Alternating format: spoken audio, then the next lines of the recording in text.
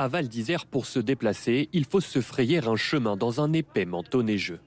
Depuis hier soir, près de 80 cm de neige sont tombés en bas de la station, un cumul qui dépasse le mètre en altitude, une belle surprise pour ces vacanciers. C'est surtout impressionnant, c'est la première fois que je vois autant de neige en une seule nuit, en une seule journée. C'est incroyable. On se disait que cette semaine, on n'avait jamais vu aussi peu de neige depuis que je viens, depuis de très très nombreuses années.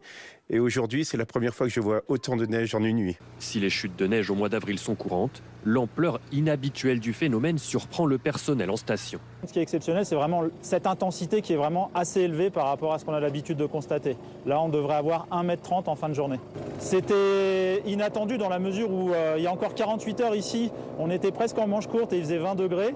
Et puis soudainement, on se retrouve dans un épisode hivernal. Les pelles et autres engins de déneigement sont de sortie, notamment les dameuses, car le risque d'avalanche est maximal sur le domaine skiable Tignes-Val d'Isère. Là, on est donc en PIDA, donc un plan de déclenchement préventif des avalanches.